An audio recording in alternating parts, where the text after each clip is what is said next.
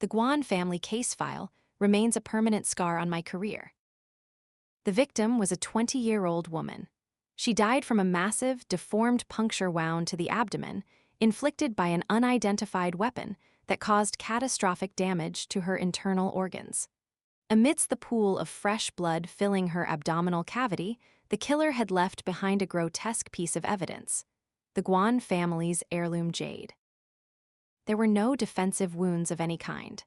The blood spatter on the floor indicated that from the moment she was attacked until she bled out, she had not moved a single millimeter.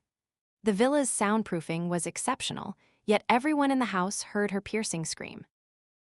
When we kicked the door down, the killer had vanished in less than a minute, leaving behind a pristine, locked-room crime scene without a single flaw. That very night, telecommunications were severed, vehicles were sabotaged, and the only road out was destroyed. A lethal game had been meticulously orchestrated by a mastermind, forcing all of us to become prey trapped inside a glass cage. The events began when a black sedan slowly pulled up to the courtyard of a sprawling, 3-story villa. In front of the car stood an iron gate, its design reminiscent of the Republic of China era. A young man sitting in the passenger seat rolled down the window and called out to an honest-looking older man standing by the gate. "Uncle Xuan, it's me." The man, known as Uncle Xuan, immediately broke into a smile. "Is that the third young master returning? Why didn't you inform the old patriarch ahead of time?" The third young master was Guan Yuyang, the youngest son of the Guan family patriarch, Guan Tai. Though 30 years old, he was still unmarried. Guan Yuyang muttered, "Just open the gate, Uncle Xuan. I brought friends." Uncle Xuan, whose real name was Xuan Ping, was a long-time employee of the Guan estate. Knowing the third young master's penchant for bringing friends around, he asked no further questions and immediately opened the gate. Guan Yuyang turned to Shen Zi, who was behind the wheel, looking slightly embarrassed. "Don't mind them. My family insists on using these archaic titles. Third young master, what era are we living in? It's just my father stubbornly holding on to old traditions."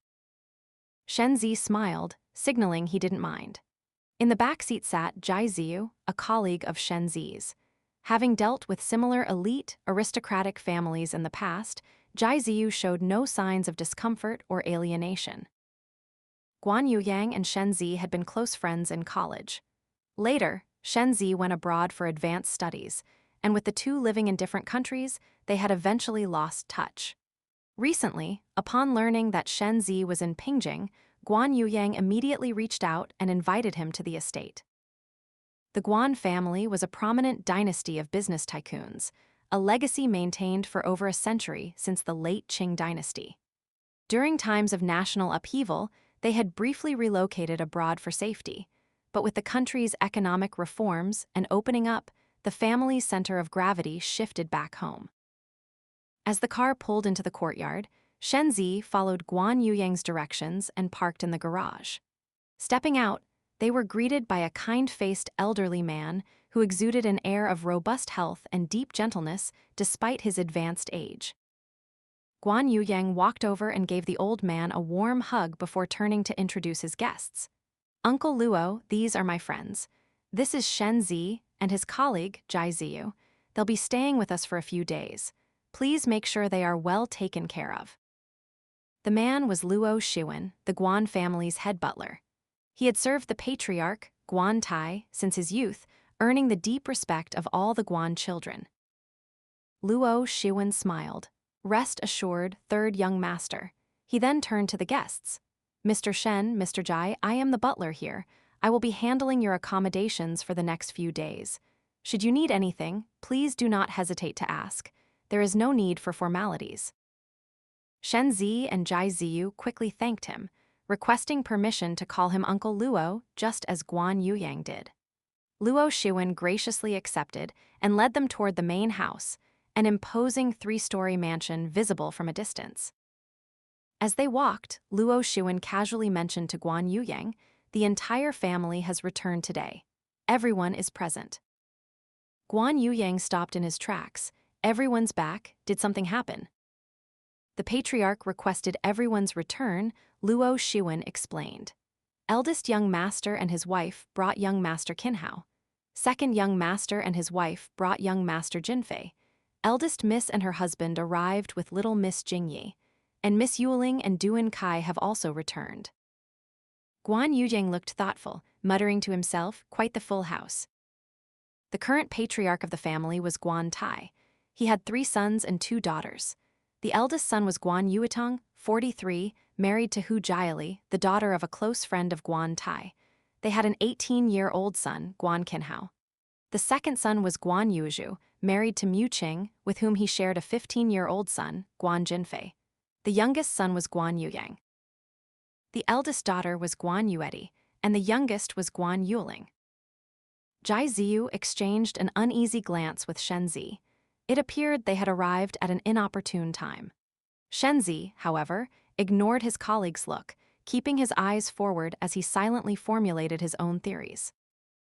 Carrying their respective thoughts, the group entered the main living room. The moment they stepped inside, both Shen Zi and Jai Ziyu couldn't help but marvel at the sheer scale of the family. The sprawling living room was packed. Guan Yuetong's family of 3, Guan Yuzhu's family of 3, Guan Yuedi's family of 3, Guan Yuling and her fiancé, plus Guan Yuyang and his 2 guests, not to mention the household staff. As the 2 strangers stepped into the room, the family members subconsciously paused what they were doing, quietly evaluating them. Guan Yuyang stepped forward and addressed Guan Tai, who sat at the head of the room. "Dad, these are my friends, Shen Zi and Jai Ziyu. I invited them to stay for a few days." Before Guan Tai could respond, Jing Junzuo, Guan Yuedi's husband, let out a sound of surprise. All eyes turned to him. Jing Junzuo worked as a director within the public security system, which explained why he recognized the 2 men. Guan Yujing smiled. "Do you know my friends, brother-in-law?" "These 2 belong to the Special Investigation Task Force," Jing Junzuo said. "We are technically colleagues. Though we haven't interacted directly, their reputation precedes them." In Pingjing, almost everyone had heard of the Special Investigation Task Force. They had cracked numerous high-profile, impossibly difficult cases. Instantly, the way the family looked at Shen Zi and Jai Ziyu changed. Shen Zi offered a polite smile. "Hello, Director Jing." Guan Tai finally spoke. "Since we are at home, there's no need to throw around official titles like director. You are Yu Yang's friends, there is no need for such formalities here." "Understood, Uncle Guan," Shen Zi replied. Guan Tai nodded, and the butler immediately invited Shen Zi and Jai Ziyu to take a seat. But before Guan Yuyang could sit, Guan Tai's expression darkened. 30 years old and still lacking any sense of responsibility, he scolded strictly. "I told the butler to contact you earlier. Why couldn't you be reached?" Stunned, Guan Yuyang pulled out his phone, only to realize the battery had died long ago. No wonder his world had been so peaceful the past few days. "I didn't notice," he muttered defensively. Guan Tai shot him a glare but said no more. Just then, Auntie Zhao, who had been busy in the kitchen, emerged to announce that dinner was ready. The massive family moved to the dining room. Watching how they seated themselves, Shen Zi noted the family's extreme adherence to old-world etiquette. Hierarchies and status were distinctly drawn. Throughout the meal, conversation was sparse. Only the youngest children, Guan Jinfei and Jingyi, curiously asked Shen Zi a few questions. The adults remained silent, listening closely but rarely opening their mouths. After dinner, Guan Yuyang escorted Shen Zi and Jai Ziyu upstairs to their rooms. Seeing his friend's distracted demeanor, Shen Zi proactively claimed he was tired and wanted to rest, allowing Guan Yuyang to excuse himself. Once he was gone, Jai Ziyu finally spoke up. "Did we arrive at a bad time? Their family clearly has internal issues going on right now." Shen Zi took a sip of water and replied unhurriedly, "Since we're here, just settle in." Jai Ziyu wanted to say more, but Shen Zi cut him off. "Do you really think Guan Yuyang's phone dying right at this moment was just a coincidence?" "What do you mean?" "Just a theory," Shen Zi analyzed. "Guan Tai is 70 years old. Calling all his children back at the exact same time most likely points to inheritance discussions or restructuring the company's management. In a battle over dividing assets, why would Guan Yuyang invite us here? We aren't lawyers. Jai Ziyu looked confused. Looking out the window, Shen Zi spoke slowly. Guan Yuyang casually mentioned something to me earlier. He said he felt like he was being followed recently. So he wants us to act as bodyguards. Jai Ziyu was stunned. We're homicide detectives, not security detail. We have a long vacation anyway, and nothing else to do. Let's just treat it as observing how things unfold, Shen Zi said. Jai Ziyu was speechless. Instead of babysitting a dramatic billionaire family, he would have rather gone abroad to visit his parents. But Shen Zi was right, they were already here. Guan Yuyang disappeared after bringing them upstairs and only resurfaced at dinner time. That evening, the entire family did not eat together. Instead, Guan Yuyang dined with Shen Zi and Jai Ziyu in a small dining room on the third floor. He didn't speak of whatever conversations he'd had with his father that afternoon, but judging by his expression, it wasn't hard to guess the situation. After dinner, the three sat on the balcony sipping tea. It was then that Guan Yuyang finally detailed his stalker situation. So you only felt someone following you, but you never actually saw them? Jai Ziyu asked. At first, I thought I was just being paranoid, Guan Yuyang nodded. But lately, they've gotten too brazen. I still haven't seen their face, but once, I caught the reflective glare of a camera lens. They were photographing you? Shen Zi asked. Yuyang confirmed, do you have any suspects? Guan Yuyang hesitated. Originally, no, but today, I do. My father called everyone back to officially hand over the company. I'm guessing the others have known about this for a while. I was the last to find out. Other than them, who else would have the free time to pull this kind of stunt? Why would they stalk you? Jai Ziyu asked.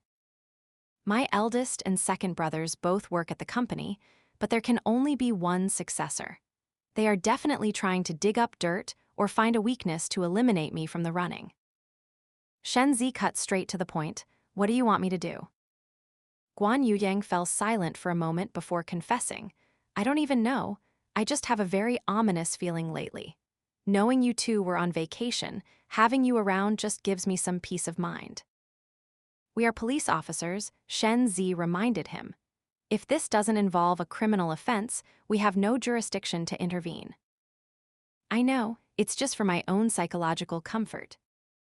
Shen Zi raised an eyebrow but said nothing more. Sensing the awkward shift in the atmosphere, Guan Yuyang quickly changed the subject. Let's drop it. Instead, let me tell you about something bizarre. Shen Zi and Jai Ziyu both turned their attention to him. My family has an heirloom, Guan Yuyang said excitedly, using his hands to estimate the size. It's about this big. A dragon-shaped jade pendant. It's made of Hessian jade and supposedly originated from the ancient imperial palace. Right at that moment, a knock on the door interrupted him. Guan Yuyang frowned. Come in. Outside stood Bao Hong, a maid in her 30s. Third young master, the patriarch invites you and the two gentlemen to his study. Guan Yuyang looked surprised and turned to Shen Zi, who was equally taken aback. All right, we'll be right there, Shen Zi replied. Why would your dad call for us? Jai Ziyu wondered. Shaking his head, Shen Zi offered a cryptic smile. I have a rough idea. Let's just go see. Guan Tai had them brought to his study. When they walked in, the patriarch was examining a jade pendant. Standing behind him, Luo Shiwen was also staring intently at the object. Shen Zi understood immediately with a single glance. The item in Guan Tai's hand was undoubtedly the Kingu jade, the green bone jade, the very heirloom Guan Yuyang had just been talking about. Seeing them arrive, Guan Tai placed the pendant into a box. Sit, pour them some tea. Before Shen Zi could politely decline, Guan Tai waved the maid out of the room. I just heard from Junzuo and suddenly remembered, Guan Tai began. Is your grandfather the esteemed Mr. Shen Ming? Shen Zi nodded. Shen Ming was a titan in the antiques world, but because the old man kept an extremely low profile and Shen Zi rarely mentioned him, almost no outsiders knew of this connection. Smiling, Guan Tai signaled for Luo Shiwen to place the jade box on the table in front of Shen Zi. This is our family's heirloom. There are a few things about it. Guan Tai paused, seemingly struggling to find the right words. Seeing his hesitation, Shenzi didn't press for details. He stood, took the box, and opened it. Inside lay a green jade pendant intricately carved in the shape of a dragon, with its head connecting to its tail. Such an Ouroboros-style motif was incredibly rare. While snakes were common in this configuration, a dragon eating its tail was almost unheard of. The most striking feature, however, was a natural blood-red mineral inclusion resting exactly in the dragon's eye, creating a chillingly lifelike effect, as if the creature had been painted into existence. This jade has been passed down through the Guan family for generations, Guan Tai explained. However, it was lost quite some time ago, and I only recently managed to recover it. It was lost? Shenzi asked, feigning surprise. Yes, my father lost it, Guan Tai sighed. Recently, I stumbled across it at a small, private auction and won it back, but I only saw it when I was a child. I can't be certain if it's the authentic piece, which is why I was hoping Mr. Shen Ming could help authenticate it. Closing the box, Shen Zi agreed. Of course. If you trust me with it, I can take it back and have my grandfather examine it. Guan Tai looked relieved. You are Yu Yang's friend and the grandson of Shen Ming. Why wouldn't I trust you? Are you in a rush to have it appraised? Shen Zi asked. No rush at all. Guan Tai waved his hand dismissively. Enjoy your stay here for a few days, and we can handle it later. Shen Zi placed the box back on the desk. Since this item is so precious, I'll leave it with you for now and retrieve it from your study right before I leave. Does that work for you? Guan Tai nodded in agreement. Returning to the third-floor living room, the trio resumed their tea and conversation. Jai Ziyu couldn't contain his curiosity. This is your family's grand heirloom. How exactly did someone manage to lose it? I'm not entirely sure, Guan Yuyang shook his head. According to my dad, it vanished under highly mysterious circumstances when he was a kid. My grandfather fell severely ill because of it, but the jade was never seen again. Kingu jade, Shen Zi muttered softly. Hearing this, Guan Yuyang leaned in with a conspiratorial look. I used to think the same thing, why call a dragon pendant green bone jade? But he paused, noticing Jai Ziyu's anticipation. I've heard this jade was originally a burial object dug out of an ancient tomb. Because of that, it possesses a dark spiritual energy. It is said that anyone who lacks reverence for the Kingu jade will meet a sudden, unnatural death. Jai Ziyu's jaw dropped. In this day and age, your family still believes in that stuff. Guan Yuyang clicked his tongue. I didn't believe it either. But the truth is, in every single generation of the Guan family, someone has died prematurely. Couldn't that just be a genetic disease or something? Jai Ziyu argued. If this were the old days when medical testing didn't exist, sure. But with modern medicine, if it were a genetic defect, we would have found out by now. Shen Zi's attention snagged on a specific detail. You said someone in every asterisk generation died because of this jade. Exactly, Guan Yuyang affirmed. And according to my dad, the reason they attribute it to the jade is because the condition of their bodies at the time of death is always identical. Shen Zi frowned, identical states of death. Yeah, Guan Yuyang sighed. In a civilized age, nobody wants to believe in superstition. But the things that happened in the past were just too bizarre and deeply cursed. When my grandfather lost the jade back then, he eventually convinced himself that maybe it was the heavens offering the family a release. Did anyone in your grandfather's generation die because of it? Shen Zi probed. Guan Yujing thought for a moment. I haven't heard of anyone. If this jade is so demonic, why did your dad bother buying it back? Jai Ziyu asked.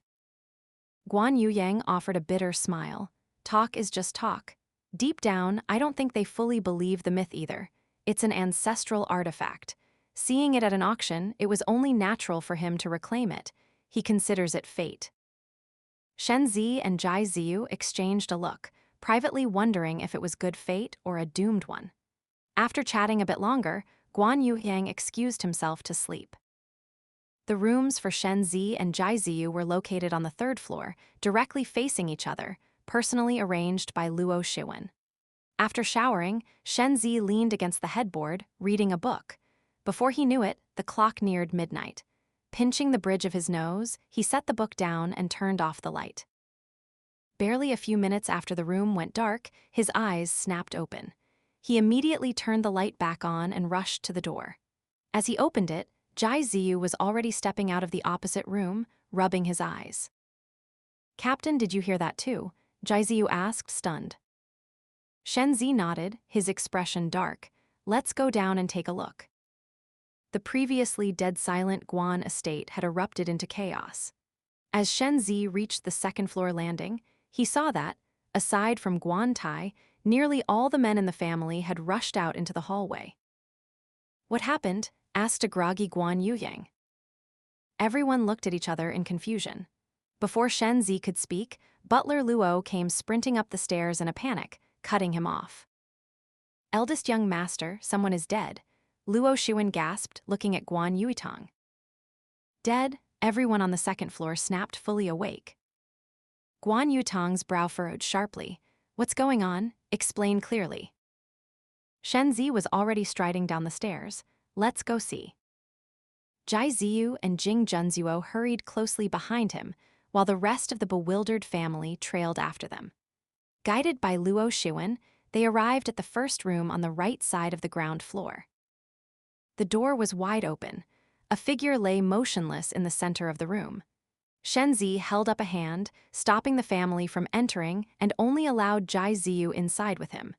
He approached the body, dropped to one knee, checked for a pulse at the neck, and slowly shook his head. "She's dead." Everything in the room was completely undisturbed and tidy.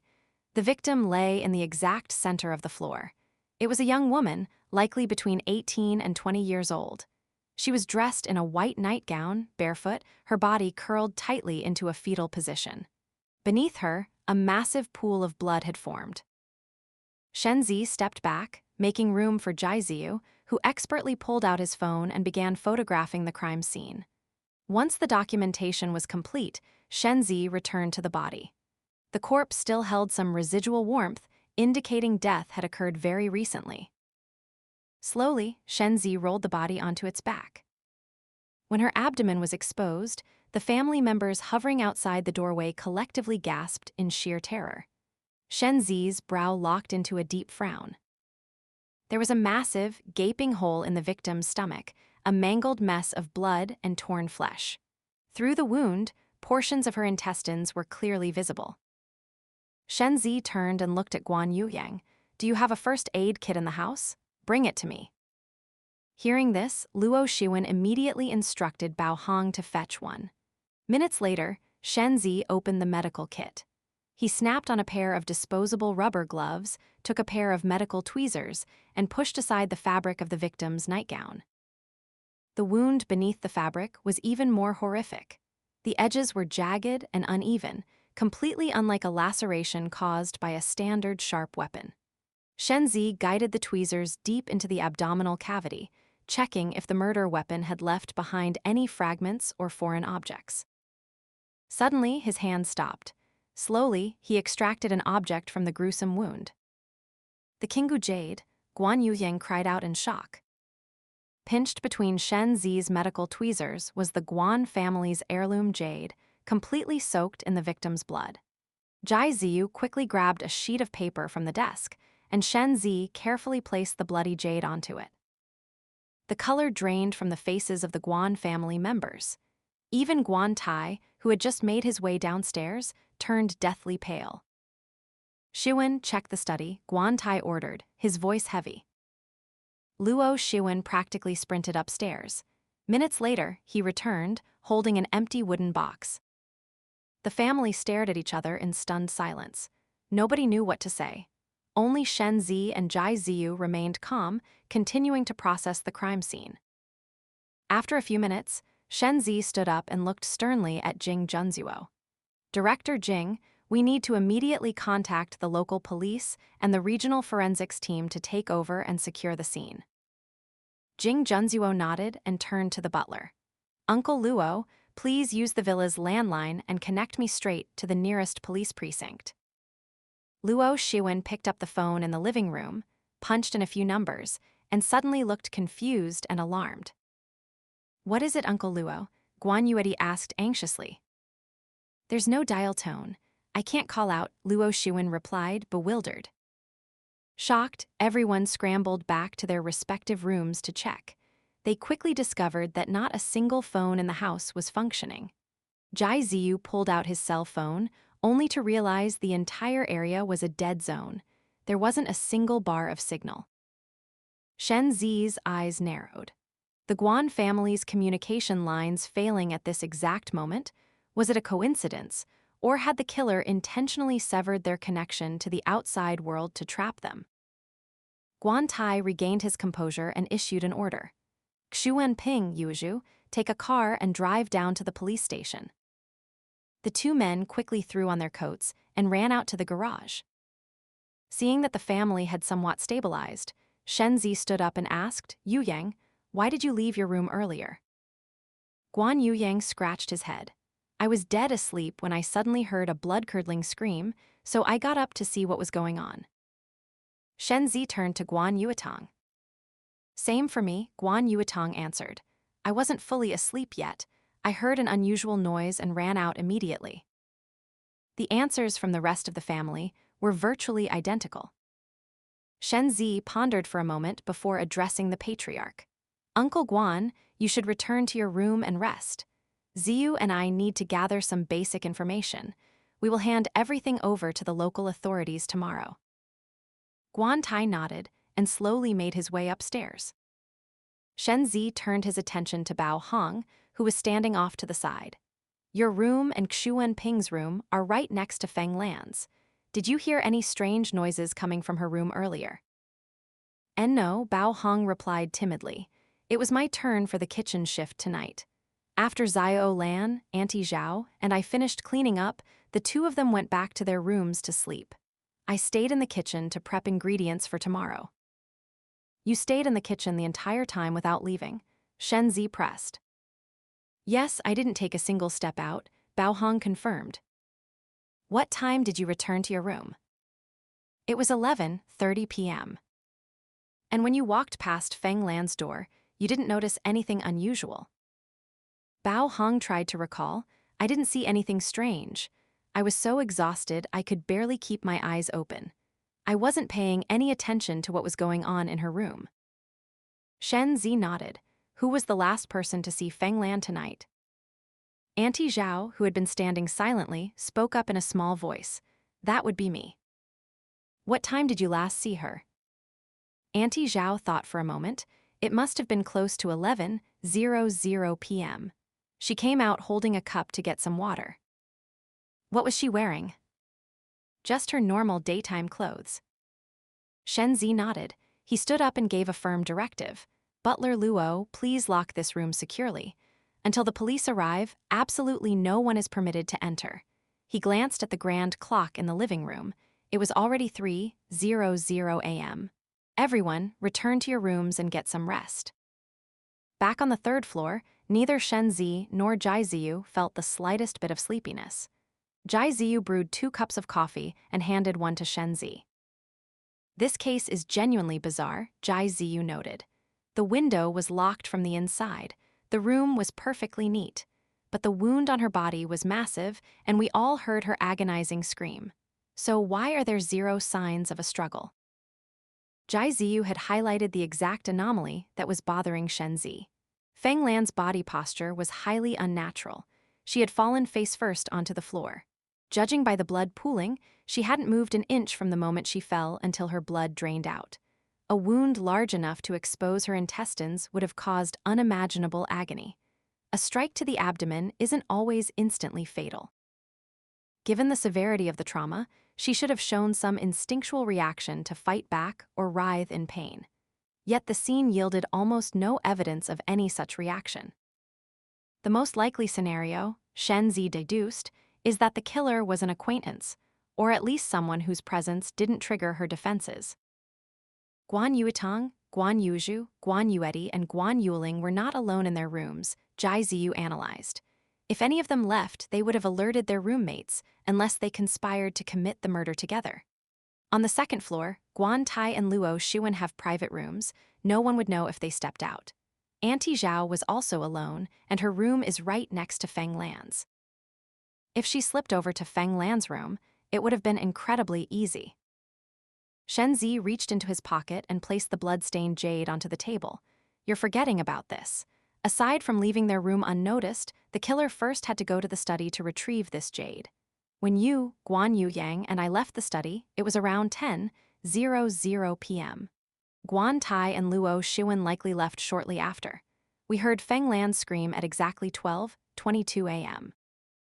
Bao Hong was prepping in the kitchen until 11:30 p.m. and noticed nothing. Auntie Zhao saw Feng Lan getting water at 11:00 p.m. The most suspicious window for the killer to strike is after 11:30 p.m. Shen Zi continued, looking at the state of her room, the killer couldn't have lingered. They likely attacked her the moment they walked in. So, the killer went to the study, took the Kingu jade sometime after 11:30 p.m., and then went downstairs to murder her. We heard the scream first, then rushed downstairs, Jai Ziyu added. From the scream to arriving at her door, it only took us about 2 or 3 minutes. Luo Xuan actually went in first and saw the body. By that calculation, less than a minute passed between the scream and Luo Xuan getting downstairs. How did the killer evade Luo Xuan and vanish? They didn't vanish, Shen Zi stated firmly. The villa's doors are tightly secured. The likelihood of an outside intruder is extremely low. The killer is highly likely one of the people standing outside Feng Lan's door at that very moment. Jai Ziyu stared, stunned. You mean, after killing her, instead of running back to their room, the killer blended right into the crowd, pretending they had just rushed out of bed? Shen Zi nodded. That is the only logical explanation for how the killer evaporated in under a minute. He paused, his expression darkening. There is one other possibility. Someone among that group is lying. By that logic, doesn't Luo Xuan become the prime suspect? Jai Ziyu argued. He served Guan Tai for decades and holds the master keys to every room in the villa. He was present when we viewed the Kingu jade. After everyone went to sleep, he could have easily gone to the study, taken the jade, committed the murder, and then played the role of the first person on the scene. The timeline fits, Shen Zi mused, but wouldn't that be a massive risk? Furthermore, he picked up the bloodied jade. What was the purpose of shoving this inside her abdomen? What was the motive? At the end of the day, Feng Lan was just a lowly maid. A maid with striking looks, Jai Ziyu interjected. Shen Zi looked at him. During lunch, I noticed Feng Lan was wearing light makeup. If she was involved in a clandestine, illicit affair with someone present here today, could that be why she was killed? Jai Ziyu suddenly asked, do you think the phone's going dead tonight was just a coincidence? Shen Zi's face hardened. Let's go outside and find out. On it, Jai Ziyu agreed immediately. The two men changed clothes and stepped out of their room. When they reached the ground floor living room, they found Luo Xuan and the two Guan brothers still awake. Seeing them, Guan Yuzheng asked, where are you two going? We want to check outside and see what's wrong with the phone lines, Shen Zi replied. I'll go with you, Luo Xuan offered immediately. Driven by curiosity, Guan Yuzheng also tagged along. They inspected the indoor lines first, finding no issues, meaning the problem had to be outside the villa.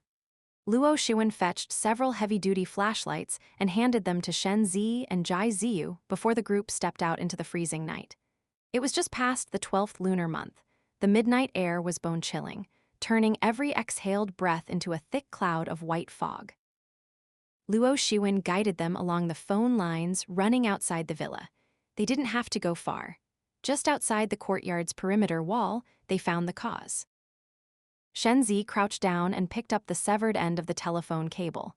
Jai Ziyu directed his flashlight onto it. After examining it closely, Shen Zi noted, the cut is extremely clean and flat. The exposed copper core is still shiny and free of oxidation. This was cut very recently. Guan Yuzheng looked around in confusion. Where's the other end? Why is it only the wire connecting to the house? Let's walk further ahead and look, Shen Zi said, standing up. The group walked another 100 meters before finding the remaining end of the wire. Modern phone lines were typically buried underground in conduit cables, and this piece was merely jutting out of the soil. Seeing this, Luo Shiwen gasped. This specific 100-meter stretch is the only part of the line exposed above ground without a conduit. It was completely cleanly removed. An entire 100-meter segment of cable was missing between the two ends. Shen Zi asked Luo Shiwen to check the storage shed for any spare wire they could use to temporarily patch the connection. A few minutes later, Luo returned, shaking his head. There wasn't nearly enough wire in storage. Forget it, let's go back inside, Shen Zi decided. When they re-entered the villa, Guan Yuetong was sitting silently in the living room, deep in thought, clearly unable to sleep. Seeing them shivering from the cold, he instructed Auntie Zhao, who was also awake in the kitchen out of pure terror, to quickly brew some hot ginger tea for everyone. The temperature outside was brutal, leaving them with running noses and numb hands. "What's the situation?" Guan Yuetong asked anxiously. Guan Yuyang took a cup of ginger tea from Auntie Zhao and replied, "A whole section of the phone line was cut and stolen. We don't have enough spare wire to fix it right now." Hearing this, Guan Yuetong's expression changed drastically. Shen Zi knew exactly what he was thinking. Knowing the precise location of the phone lines, knowing exactly how many meters to cut to ensure they couldn't immediately repair it, this was unmistakably the work of an insider, not a random intruder. Guan Yuyang finished his tea in one gulp, stood up and stretched. "I can't take this anymore. I need to go back to my room and close my eyes for a bit. Uncle Luo, you should rest too. You've been up all night." Luo Shiwen looked terrible. He was roughly the same age as Guan Tai, and pulling an all-nighter under immense stress had clearly taken a toll on him. Shen Zi and Jai Ziyu also returned to their room. Jai Ziyu couldn't help but marvel. This was clearly premeditated. But why did it have to be today? The killer knew we were here, yet they still had the audacity to commit murder. The killer absolutely had this planned in advance, Shen Zi analyzed. Otherwise, they wouldn't have perfectly timed it for when the entire Guan family was gathered. We are just an anomaly outside of their calculations. But the fact that they struck anyway, knowing we are detectives, proves their motive is incredibly urgent. Something is forcing their hand, compelling them to eliminate Feng Lan at all costs, even risking their own life. But what was the murder weapon? Jai Ziyu pondered. To tear a hole that massive into her abdomen with such jagged and uneven edges. "I'm not sure what kind of tool causes that specific trauma," Shen Zi shook his head, "but it certainly doesn't look like a standard knife or bladed weapon. The killer must have had a deep, visceral hatred for her to use such savage methods," Jai Ziyu said, "and shoving the Kingu jade into her stomach is bizarre. What message are they trying to send?" He glanced around the room and suddenly stopped. "Wait, where is the jade, Captain?" Shen Zi immediately looked at the small table where he had placed the jade earlier. It was completely empty. The jade had vanished into thin air. The expressions on both men's faces instantly grew extraordinarily heavy. If the killer had returned to steal the jade back, it meant they were going to strike again. Shen Zi strictly ordered Jai Ziyu to keep this discovery an absolute secret. Looking at the sky outside, he said, "I'll go find Guan Tai and speak with him first." Their only hope now rested on Xu Wenping and Guan Yuezhu successfully reaching the police station. Neither Shen Zi nor Jai Ziyu returned to their beds. With dawn approaching, they sat on the sofa, closing their eyes just to rest their minds. As the first light broke, Shen Zi washed his face and went downstairs to find Guan Tai. After a night of such horrific events, the patriarch hadn't slept well and was already awake. Listening to Shen Zi's report, Guan Tai remained silent for a long time before asking, "Are you implying the killer will murder again?" Shen Zi nodded. "I believe the Kingu jade holds a highly specific significance to the killer. If they retrieved it, it is highly likely they plan to act again." "What if the killer didn't take it?" Guan Tai challenged. "Whoever took the jade is undoubtedly someone inside this villa, and they haven't gone anywhere," Shen Zi stated firmly. "The jade is still on the premises." "Do you suspect anyone in particular?" After Ziyu and I came downstairs, we saw Butler Luo, Guan Yuetang, and Guan Yuyang, Shen Zi explained. Then Butler Luo, Yu Yang, and we went outside. Guan Yuetang remained in the living room alone. Xu Ping and Guan Yuzhu had already driven off. Aside from them, everyone else here is a suspect. Guan Tai nodded. Proceed with your investigation. I refuse to let anyone else die in this house. I need you to order everyone present to remain inside the villa until the truth is uncovered, Shen Zi requested. Guan Tai thought for a moment before agreeing. Very well, but it cannot drag on too long. Everyone has their own affairs to attend to. Shen Zi nodded his acknowledgement. At 8:00 a.m., Bao Hong came upstairs to call them down for breakfast. When Shen Zi arrived, the entire family was seated, save for Guan Yuzhu and Xu Ping, who had driven out to report the murder. Taking his seat, Shen Zi asked Guan Yuyang, they still haven't returned. Guan Yuyang's brow was knitted tightly. No, Uncle Xu and my second brother are nowhere to be seen. Based on the distance to the police station, they should have been back an hour ago. No one knew if they had encountered an accident on the road. The breakfast proceeded in a suffocating, oppressive silence. Feng Lan's corpse still lay in her room. The phone lines were dead. The men sent to get help were missing in action. After breakfast, Shen Zi and Jai Ziyu returned to Feng Lan's room, hoping a second sweep would yield new clues. Suddenly, Luo Xuan pushed the door open. Mr. Shen, second young master, and Xu Ping have returned. Shen Zi turned. Seeing the look on the butler's face, his heart sank. He knew immediately that the two men had failed to contact the authorities. Shen Zi and Jai Ziyu rushed to the living room, finding Guan Yuzhu and Xu Ping looking haggard and exhausted. What happened? Shen Zi demanded. The car broke down. Xu Ping panted heavily. We didn't even make it to the tunnel before it gave out. I got out to check and found a massive hole punched into the gas tank. The fuel had drained completely. Second young master and I had to walk the rest of the way to report the crime. But when we reached the mountain tunnel, the entrance had collapsed. The entire road is blocked. Shen Zi's brow locked tightly. The situation was vastly worse than they had anticipated. The villa was nearly 100 kilometers from the city center. 10 kilometers down the road was a mountain tunnel, the only asterisk route connecting the estate to the outside world and the exact point where cell service finally began. Guan Yuling, 28 years old, leaped to her feet in terror. Are you saying we are completely cut off, trapped inside this house? No one answered her, because her question was a horrifying, undeniable fact. Shen Zi looked around. Where is Yu Yang? Third young master just went down to the garage to check the other cars. Luo Xuan replied. No sooner had the words left his mouth than Guan Yuyang walked in. All eyes fell on him. He simply shook his head, his face pale and grim. Because the entire family had returned, there had been 7 cars in the garage. Aside from the one driven by Xu Ping, 6 remained. Without exception, the gas tanks of all 6 vehicles had been drilled full of holes. Every drop of fuel was gone. What do we do now? Guan Yuling demanded, pure panic in her voice. Silence blanketed the room. This catastrophic scenario was entirely outside anyone's calculations. No one had a contingency plan. Guan Yuling's frantic eyes darted between her 3 brothers and her sister before finally landing on Shen Zi. Shen Zi, aren't you a cop? What are we supposed to do? I have no other solutions right now, Shen Zi replied calmly. We can only wait. Wait, Guan Yuling shrieked in disbelief. Wait for the killer to slaughter all of us. Duan Kai, sitting beside her, desperately tried to pull her back down, but she violently shoved his hand away. Yuling, do not be disrespectful, Guan Tai's voice echoed as he slowly descended the stairs.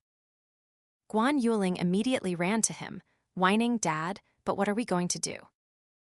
Guan Tai sat on the sofa and uttered a single word, wait. Guan Yuling stared at him, stomped her foot in a petulant rage, and stormed off. Duan Kai hastily chased after her. Guan Tai turned to Shen Zi. Mr. Shen, please forgive her. I have spoiled Yuling far too much. It's fine, Shen Zi stood up. The most pressing issue is that everyone must protect themselves and we must find the killer immediately. From this moment on, no one is to act alone. Additionally, Butler Luo, please find me a clean, empty room to relocate the body. I need to conduct a preliminary forensic examination. Yes, right away, Luo Shiwen agreed. Then I leave everything in your capable hands, Mr. Shen. Whatever you need, just tell Shiwen to arrange it, Guan Tai said. Shen Zi nodded. Luo Shiwen moved with incredible efficiency, clearing out a room in the rear storage building behind the villa. Inside was a large, sturdy wooden plank leftover from a previous renovation. Luo had Xu Ping find a pair of sawhorses to support the plank, transforming it into a makeshift autopsy table. By lunchtime, the temporary morgue was ready.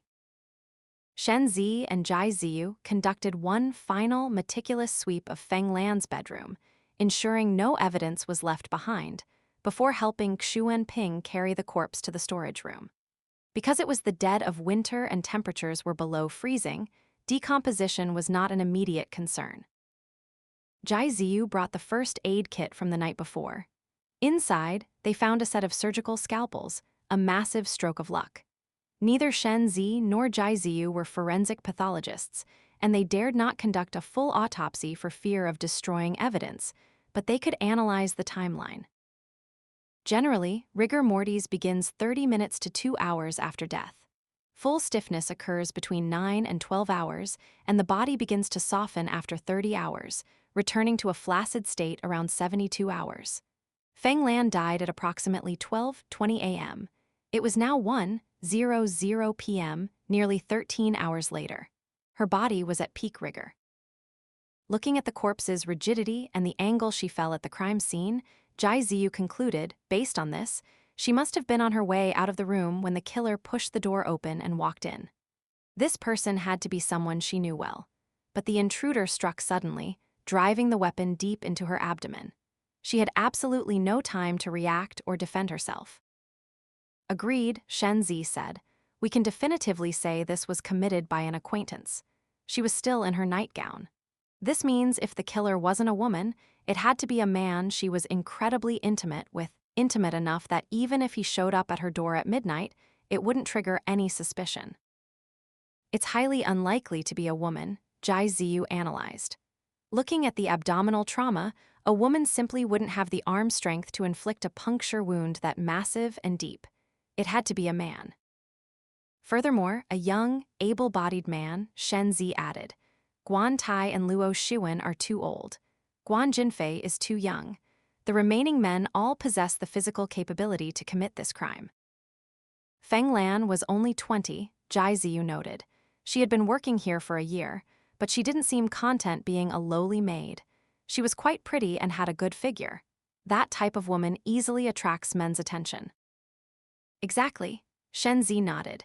If we look at it from that angle, Guan Yuetang, Guan Yuzhu, and Jing Junzuo all become prime suspects. Jai Ziyu scratched his head. Where do we even begin? None of those three were alone in their rooms. If they snuck out in the middle of the night to meet Feng Lan, the chances of being caught by their wives would be extremely high. We need to thoroughly interrogate them and verify their alibis, Shen Zi decided. As they walked out of the morgue, Jai Ziyu teased, why aren't you considering the possibility that the midnight caller was Guan Yuyang? Shen Zi chuckled. Don't let his playboy exterior fool you. Guan Yuyang's standards are actually sky-high. He doesn't give ordinary women a second glance. They decided to interview Guan Yuetang's family first. Shen Zi took on Guan Yuetang, while Jai Ziyu interviewed his wife, Hu Jiali. Guan Yuetang, 43, possessed a stern, authoritative presence. Accustomed to being a high-level executive, he naturally radiated an oppressive aura that made people wary. Shen Zi, however, felt zero pressure. His own calm, commanding presence actually earned him a flicker of respect from the eldest brother. Shen Zi cut straight to the chase. Mr. Guan, you were in the same room as your wife the entire night. Leaning back into the sofa, Guan Yutang answered yes. Did you hear any noises outside, and at what time? Guan Yuetang thought for a moment. It must have been around 12:20 a.m. Jiali woke me up. When I opened my eyes, I glanced at my phone. It read 12:25. So you didn't hear any unusual sounds before that?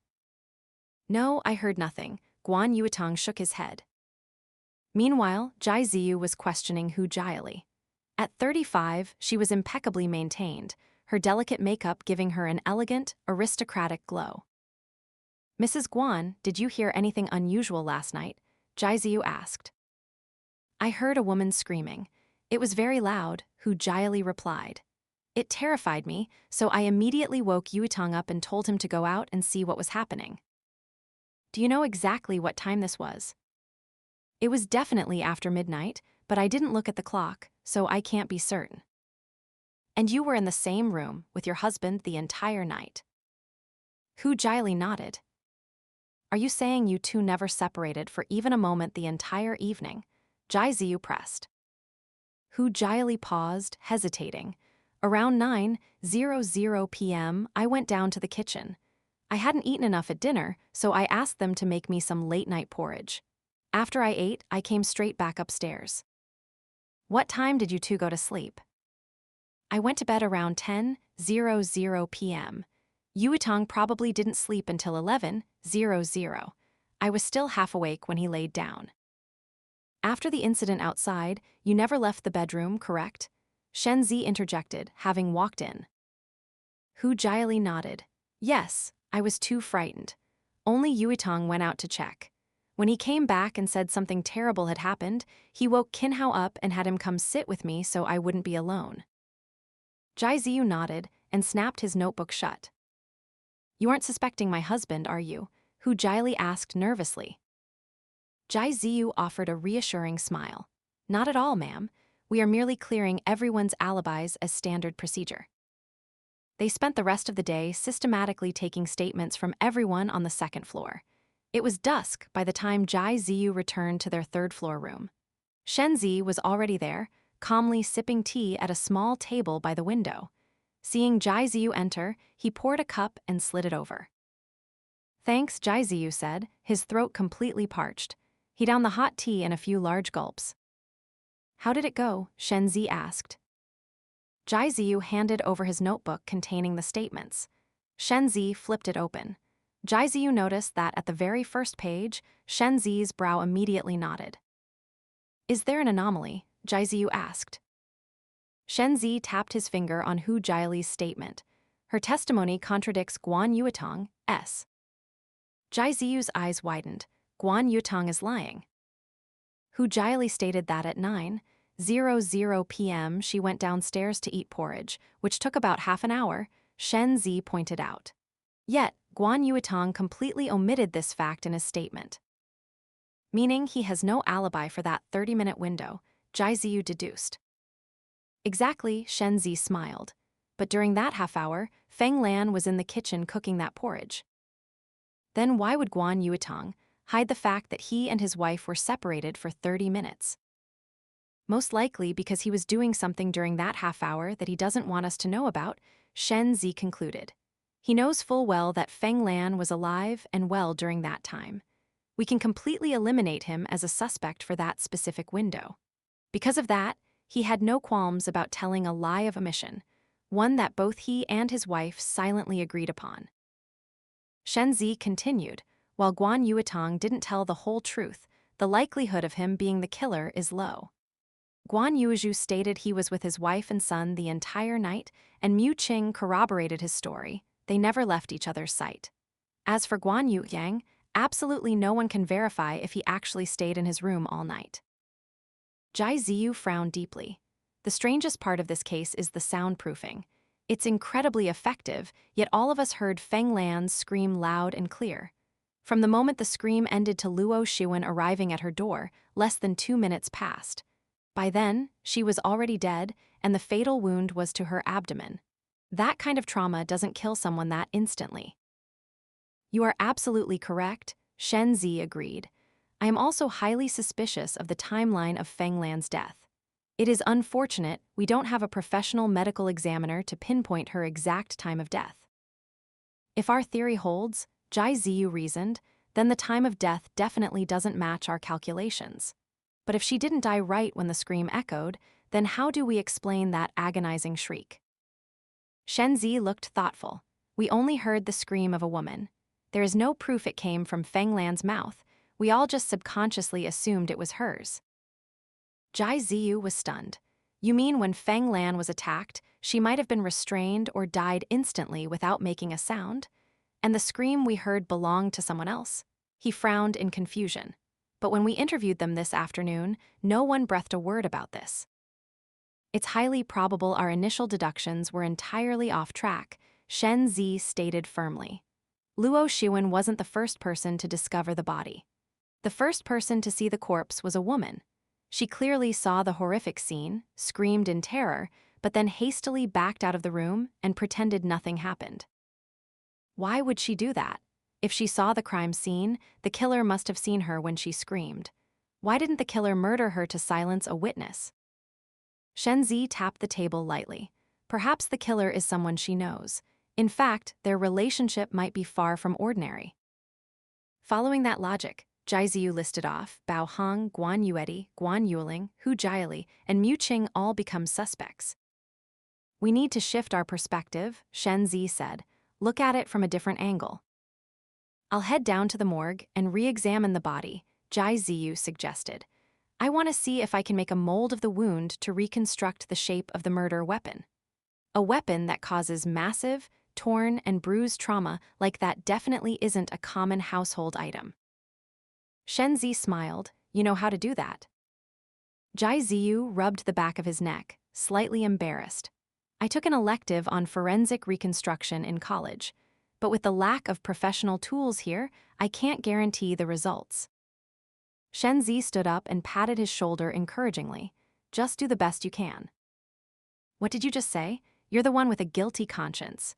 Guan Yuling's shrill, furious voice echoed from the second-floor hallway. Guan Yuzhu sounded exasperated. Yuling, can you stop spouting nonsense? Is your condition acting up again? Duan Kai forcefully grabbed Guan Yuling's arm, trying to pull her back. Xiao Ling, please stop. Guan Yuling violently shook off his hand and took an aggressive step forward. I will not stop. Why shouldn't I speak? You know exactly what disgusting, filthy things you've been doing behind everyone's back. Last night, I saw you sneaking downstairs with my own eyes. Tell me, sneaking around in the dead of night, what exactly were you doing down there? The moment Guan Yuling finished her sentence, Guan Yuzhu's face contorted violently. Right then, Mu Qing stepped out of her bedroom. Her expression remained icy and unbothered. She intervened to defuse the situation. I was thirsty, so I asked your second brother to go down and get me some warm water. Is that really worth screaming over? Getting water? Guan Yuling sneered sarcastically. You better hope it was just getting water. Without another word, she turned and stormed off. Duan Kai quickly bowed his head in apology. Second brother, sister-in-law, please don't take it to heart. Xiao Ling has always had a temper. Please be patient with her. Guan Yuzhu looked at him with a forced, mild expression. It's fine. Yuling has been spoiled her entire life. Try to be accommodating with her. Duan Kai offered a stiff smile and hurried after his fiancée. Watching their retreating figures, Guan Yuzhu finally turned to look at his wife. Mu Qing was already staring coldly at him. After a long, suffocating silence, she uttered a single, chilling command: get inside. The hallway quickly returned to its usual stillness. Standing on the stairs leading from the third floor, Shenzi stared at Guan Yuzhu's closed bedroom door, his eyes dark with calculation. It seemed every single person in this house was guarding their own dark secrets. That afternoon, Guan Yuetang wasn't the only one lying. Guan Yuzhu had also snuck downstairs in the middle of the night. Judging by Guan Yuling's explosive reaction, his midnight excursion definitively involved someone on the ground floor. And that someone was almost certainly a woman. Auntie Zhao was too old, ruling her out. Bao Hong had been working in the kitchen the entire time, with Auntie Zhao corroborating her alibi until 11:00 p.m., after which Bao Hong slept exhaustedly in her room. That left only one woman available for a midnight rendezvous, Feng Lan. Was Guan Yuzhu the killer? If he was, then the terrifying scream they heard could very well have been Mu Qing. Since they were husband and wife, Mu Qing covering up for her murderous husband was a distinct possibility. But why did Guan Yuling lie? Her relationship with Guan Yuzhu was clearly toxic. She had no problem aggressively interrogating him in the middle of the hallway, yet when Jai Ziyu took her statement, she didn't breathe a word about seeing Guan Yuzhu go downstairs. What was her underlying motive? Shen Zi descended the stairs and headed for the kitchen. Inside, Auntie Zhao and Bao Hong were busy preparing dinner. Both women worked in total silence, yet their movements were perfectly synchronized. Shen Zi stood quietly observing for a moment before making his presence known. "Ms. Bao, may I have a word with you?" Bao Hong jumped, spinning around with a look of sheer panic. "Why, yes, of course." Shen Zi turned and walked toward the small dining room. Bao Hong hesitated before scurrying after him. Shen Zi waited in the dining room until Bao Hong entered carrying a cup of hot tea. She placed it in front of him and whispered, "Officer Shen, please have some tea." "Thank you, please, sit," Shen Zi said with a polite smile. Once she was seated across from him, he resumed his questioning. "Your bedroom is right next to Feng Lan's. Did you truly not hear any disturbances last night?" Bao Hong defended herself. "I was working an extra shift cleaning the kitchen last night. I was in there the entire time. It wasn't until 11:30 p.m. that I finished and went back to my room to rest." "What time did Feng Lan return to her room?" Bao Hong tried to remember. She probably went back around 9:30 p.m. After making the late-night porridge for Miss Hu, she went straight to her room. "And you never saw her again after that?" "No, I never saw her again," Bao Hong confirmed. "Tell me who came downstairs after 9:00 p.m. last night," Shen Zi pressed. Bao Hong answered honestly. "The old patriarch, Butler Luo, Miss Hu, and the third young master." Shen Zi narrowed his eyes. "No one else?" Bao Hong hesitated before saying, "No, I don't think so. I was in the kitchen the whole time, so I would only know if someone came into the kitchen." "Did the old patriarch come into the kitchen?" "Ah, no, he didn't. It was Butler Luo. He came in to tell me to brew a bowl of warm soup for the patriarch. This happens every night." "Does Butler Luo personally come down every night to order the soup?" Shen Zi inquired further.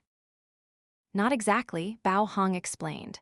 "Last night's soup was slightly different from the usual menu, which is why Butler Luo came down to give specific instructions. Usually, the chef just makes it and someone brings it up. Last night, Butler Luo personally carried it out." Shen Zi nodded, filing away the information. He abruptly changed the subject. What kind of person was Feng Lan? Bao Hong leaned in and lowered her voice. "Generally speaking, she was decent." Shen Zi looked deep into her eyes, his voice turning stern. "I know we should speak well of the dead, but Feng Lan met a horrific, unjust end. Your words could be the key to helping us find her killer. Are you sure you don't want to tell the truth?" Flustered, Bao Hong hesitated for a long time before finally biting the bullet. She was fine in most regards, except she had her sights set way too high. Her ambitions exceeded her station. She knew she was pretty, and she refused to accept a life as a lowly servant. She wanted to climb the ladder and become a mistress of the house. Shen Zi asked bluntly. Bao Hong nodded. At first, she tried to get close to the third young master, but he fiercely reprimanded her. After that, she reined it in. As for whether she set her sights on someone else recently, I honestly don't know. Shen Zi smiled. "All right, I understand. You can go back to work." Looking as though a massive weight had been lifted off her shoulders, Bao Hong quickly excused herself. Shen Zi stared at the thin wisps of steam rising from his teacup, his expression turning impossibly profound. Feng Lan's death was inextricably linked to someone in the Guan family. Having suffered a humiliating rejection from Guan Yuyang, her ambition hadn't died. Her next target couldn't have been Guan Yuitong. His overpowering, intimidating presence meant Feng Lan wouldn't have the courage to approach him. That left Guan Yuzhu as the most viable target. Guan Yuling claimed she saw Guan Yuzhu sneak downstairs. Mu Qing covered for him, saying he went to get her water. Yet Bao Hong, who was in the kitchen, never saw him. Late at night, the kitchen was the only source of hot water. If he was truly fetching water, he would have had to enter the kitchen. This proved his midnight trip was absolutely not to get a drink for his wife. Auntie Zhao said she saw Feng Lan leave her room at 11:00 p.m., also claiming she was going to get water, but Feng Lan never entered the kitchen either. Piecing the data together, Guan Yuju's midnight excursion was genuinely a clandestine rendezvous with Feng Lan. But did Mu Qing know her husband was going downstairs to meet a maid? If she knew, a wife willingly covering for her husband's midnight infidelity was insanely illogical. Shen Zi noted that Guan Yuju and Mu Qing rarely made eye contact. Mu Qing's demeanor was perpetually cold, distant, and overtly unhappy. Was there truly an illicit affair between Guan Yuju and Feng Lan? Or was it possible Feng Lan possessed a devastating secret or leverage over Guan Yuju, using it to blackmail him into a midnight meeting? Otherwise, no matter how bold Guan Yuju was, he wouldn't dare brazenly sneak downstairs to meet a girl right under his wife's nose. Shen Zi stood up and strode purposefully toward Feng Lan's bedroom. What kind of secret could a pretty little maid hold over a master of the house? The answer seemed overwhelmingly obvious. Guan Tai stood on the landing of the second-floor staircase, his eyes following Shen Zi as he walked past below. The patriarch's face was extremely grave, lost in deep, unfathomable thought. Luo Shiwen slowly approached from behind and spoke softly, "Sir, it is time for your medication." Guan Tai turned, walking back toward his room, and murmured, "He is beginning to suspect." Luo Shiwen hesitated before suggesting, "Should I go down and speak with him frankly? Ask him to voluntarily step away from our family's affairs?" Guan Tai shook his head slightly. "What must come will come. Sooner or later, this festering wound will be ripped open and exposed to the light. Let us wait patiently and see how the next act of the play unfolds." Luo Shiwen nodded obediently. He had always unconditionally followed Guan Tai's arrangements, never once uttering a word of dissent against the patriarch's decisions. Shen Zi stepped into Feng Lan's bedroom. Aside from the massive pool of blood that had coagulated into a dark, sludgy crimson in the center of the floor, everything else was meticulously organized. It was evident Feng Lan was a highly hygienic person in life. His eyes swept the room. A bed, 2 low nightstands, a writing desk against the opposite wall, and a large wardrobe. A few small, elegant potted plants sat on the windowsill. Clearly, Feng Lan knew how to enjoy life. Shen Zi approached the desk. A neat row of books was stacked there, primarily internet romance novels and classic literature. Suddenly, Shen Zi pulled 2 highly specific books from the stack. He stared at the cover designs and let out a knowing smile. It seemed this was the fatal leverage Feng Lan held over Guan Yuju. Shen Zi headed out to the temporary morgue behind the villa to find Jai Ziyu. Pushing the door open, he saw his colleague holding a bizarrely shaped object. "What is that?" Shen Zi asked, stepping closer. Jai Ziyu handed it over. "It's the mold I cast from the wound. Without professional equipment, this is the best I could do. I think it's a failure." Shen Zi took it and examined it closely. The mold Jai Ziyu had cast was incredibly strange. The edges were jagged and mutilated, resembling a piercing wound, yet he couldn't fathom a single tool that could produce such a shape. "Did you make any progress on your end?" Jai Ziyu asked anxiously. Shen Zi smiled. "I did. I found a massive clue." "What clue?" "Wait and see," Shen Zi said cryptically. Jai Ziyu was bewildered. "Why do we have to wait?" "Wait for them to expose each other," Shen Zi explained. "Earlier downstairs, I accidentally overheard Guan Yuling and Guan Yuju having a massive fight. Guan Yuling said she saw Guan Yuju sneak downstairs last night with her own eyes." Jai Ziyu was shocked. "What? But when I took his statement, he didn't say that." "Exactly," Shen Zi sneered. "Mu Qing covered for him, saying he went to get water for her. But Bao Hong corroborated that during her entire shift, she never saw Guan Yuju enter the kitchen." "So Mu Qing committed perjury to cover for Guan Yuju?" Jai Ziyu deduced. "But they are husband and wife, so that makes sense. By that logic, Guan Yuju is the prime suspect. If the horrifying scream last night belonged to Mu Qing, then everything perfectly aligns logically. No, it doesn't align at all. Shen Zi shook his head. Your deduction only works under the premise that Guan Yuezhu and Mu Qing are deeply in love, but based on my observations, they are completely estranged. They don't share the same heart. Jai Ziyu scratched his head in confusion. Then why would Mu Qing risk committing perjury for Guan Yuezhu? What does she gain from doing that?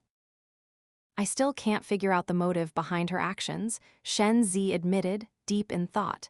He glanced out the window, noting the fading sunlight. Let's go back inside first. The Kingu Jade isn't in our possession. If the killer actually took it, the chances of them striking again are incredibly high.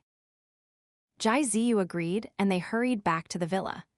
As they crossed the threshold, they bumped into Luo Shiwen, who was just heading out. Seeing them, the butler offered a warm smile. Mr. Shen, Mr. Jai, I was just coming to find you to call you down for dinner. Perfect timing, we're actually starving, Jai Ziyu smiled back. Dinner will be served shortly, Luo Shiwen said graciously.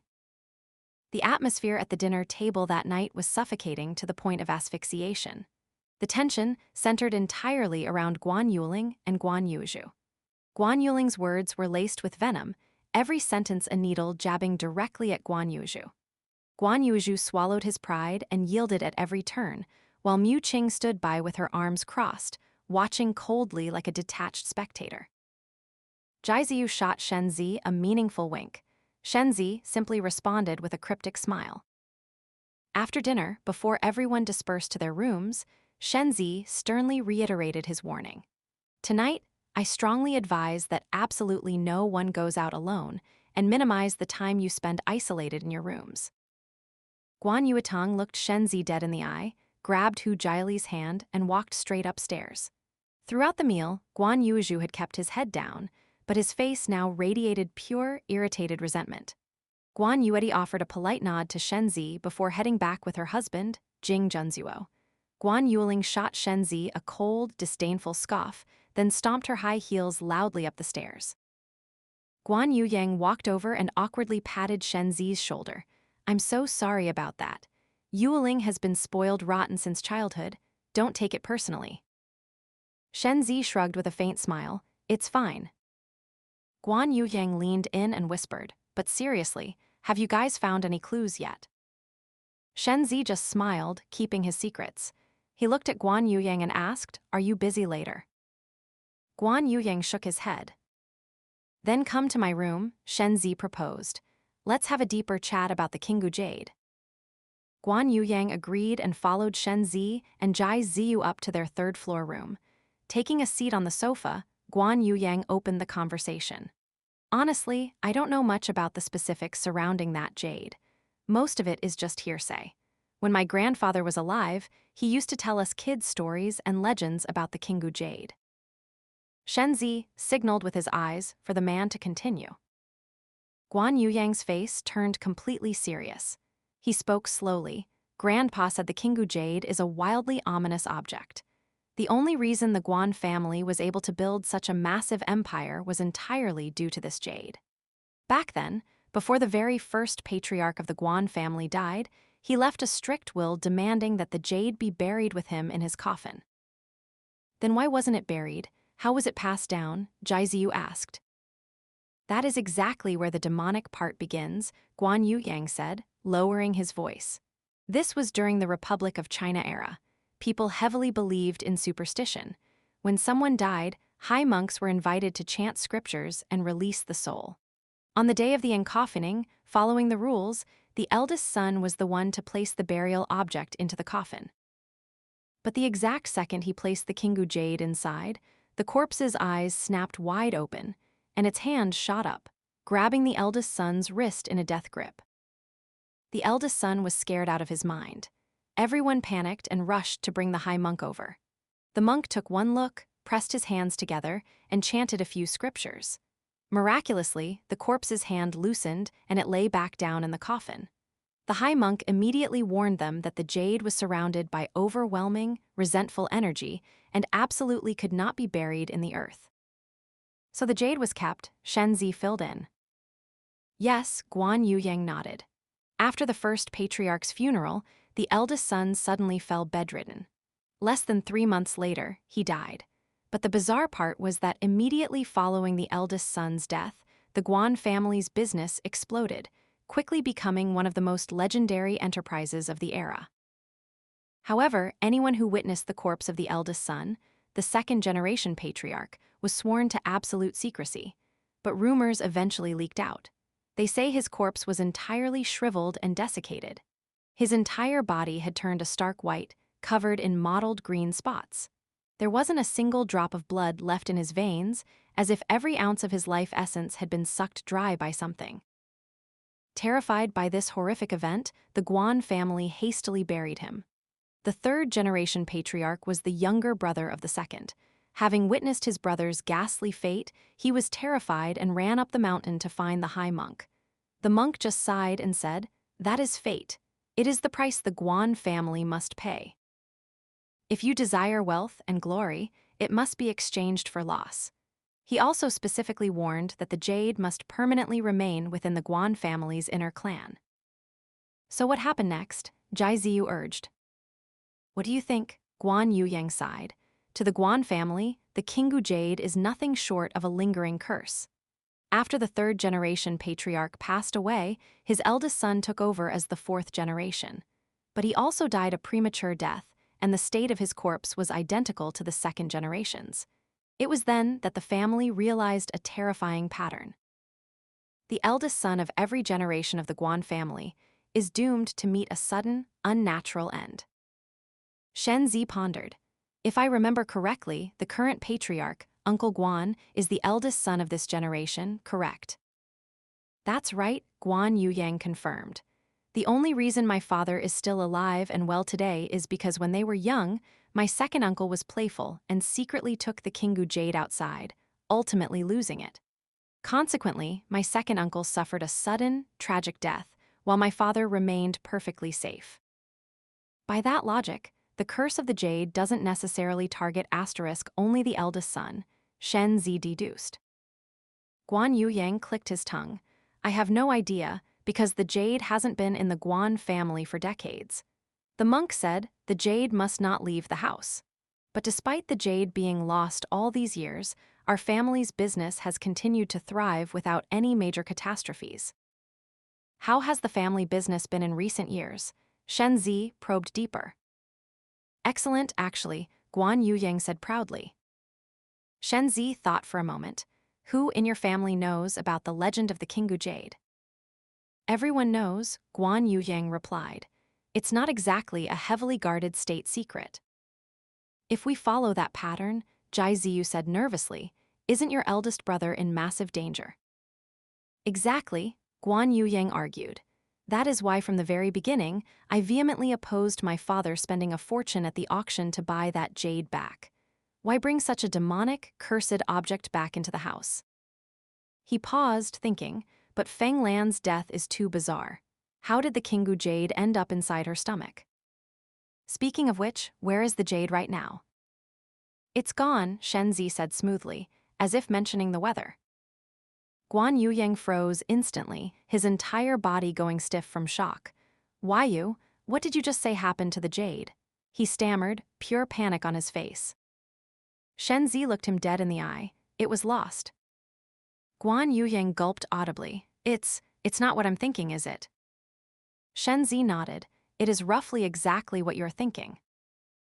Guan Yuyang jumped up in a panic. Then what do we do? Do we need to go find it immediately? Find it how? Shen Zi challenged. Gather everyone together and conduct a room-to-room police raid. Guan Yuyang thought about it and realized how disastrous that would be. Then, what the hell are we supposed to do? Wait, Shen Zi replied concisely.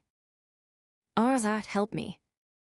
All three men sprang from their seats like coiled springs. What happened? Guan Yuyang panicked. Go outside and look, we'll know soon enough, Shen Zi said, sprinting for the door. The three bolted down to the second floor.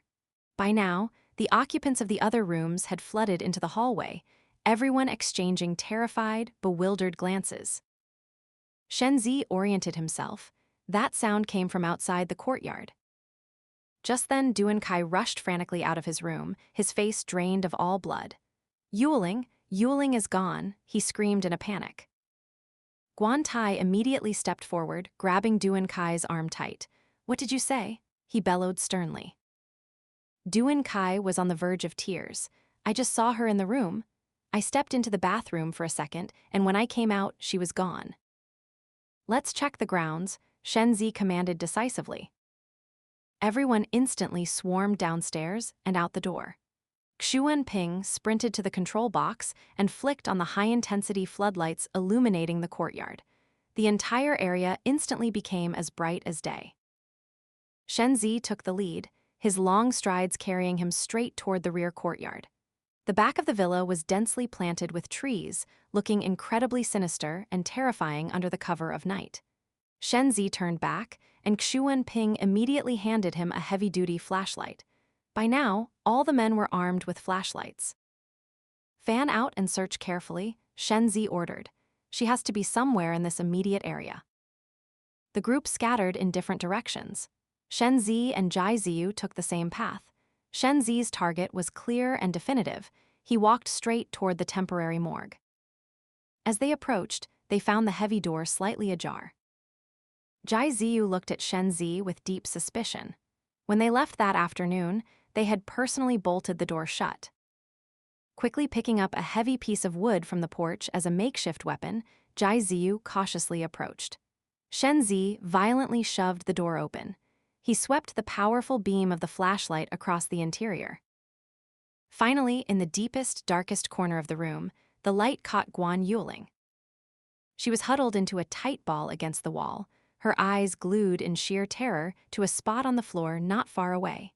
She was continuously muttering incoherent nonsense, her mental state visibly shattered and hysterical. Shenzi strode into the room, while Jai Ziyu immediately ran back outside to signal the others. As Shenzi approached Guan Yuling, he finally saw what she was staring at. The Kingu jade, which had been missing for the past 24 hours, was now resting silently on the freezing floor. Guan Yuling's pupils shrank in terror. She seemed to be enduring a level of absolute dread, her arms wrapping tightly around her shoulders as tears streamed uncontrollably down her face. Her pathetic, shivering demeanor was a jarring contrast to the arrogant, domineering woman at the dinner table just hours ago. The rest of the family quickly swarmed the morgue. Upon seeing the horrific state Guan Yuling was in, everyone subconsciously halted their steps. The moment Guan Tai saw the Kingu jade resting in front of his daughter, his pupils violently contracted. Shenzi pulled a tissue from his pocket and carefully picked the jade off the ground. Kai desperately rushed forward, trying to help Guan Yuling up. But the moment his hand touched her, she let out a piercing, hysterical shriek. Xiaoling, it's me, Kai pleaded, holding her arms tightly. It's Kai. But Guan Yuling had seemingly lost all cognitive awareness, completely deaf to his words. Frantic and helpless, Kai turned to Guan Yuitong for help. Guan Yuitong stepped forward with authority. Carry her back to the house. Working together, they managed to extract Guan Yuling from the scene, and the temporary morgue quickly returned to its dead silence. Shenzi stared intensely at the jade pendant in his hand, his brow furrowed in deep suspicion. The surface of the jade was currently coated in a thick, crimson liquid. He lowered his head and sniffed it. It was unmistakably blood. What was truly bizarre and chilling, however, was that the blood retained a bright, vibrant red hue, exactly like hot blood, freshly drawn from the veins of the living. Is there another victim? Jai Ziyu asked, his voice trembling slightly. Shenzi shook his head slowly. When we gathered just now, everyone in the villa was accounted for. It's highly unlikely anyone else was attacked. Then where did the fresh blood on this jade come from? Jai Ziyu asked in a panic. Shenzi walked silently over to Feng Lan's corpse. From the massive wound in her abdomen, a slow stream of blood was currently seeping out. And that stream of blood was a bizarrely vibrant, fresh red. Witnessing this, even Jai Ziyu, a seasoned detective who had seen countless crime scenes, unconsciously shuddered and took a step back. What is going on here? Shenzi wiped a tiny bit of the seeping blood from the victim's wound with his finger, brought it to his nose, and confirmed the scent is identical to the liquid on the jade. Jai Ziyu felt that the events unfolding before his eyes had completely defied the natural laws of science. Feng Lan had been dead for over 10 hours. How could fresh, bright red blood possibly continue to seep from her wound as if she were still alive? Is this jade really cursed by some demonic entity? Jai Ziyu asked, utterly terrified. Hearing this, Shenzi suddenly laughed. I thought you were a staunch atheist. Jai Ziyu looked slightly embarrassed. I am an atheist, but the things we are seeing and hearing right now, there isn't a single scientific theory I know of that can adequately explain this. Shenzi stared at the jade in his palm, his voice deepening.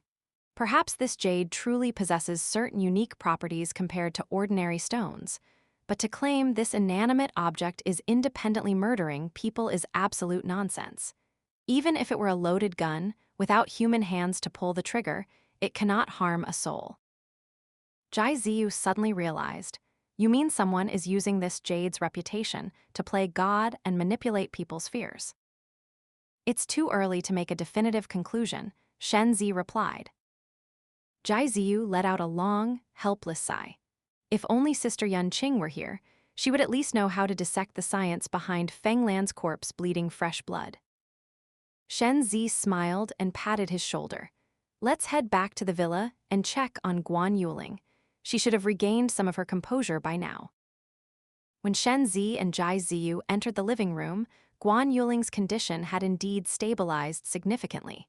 She was slumped on the sofa, her hands wrapped tightly around a mug of warm water.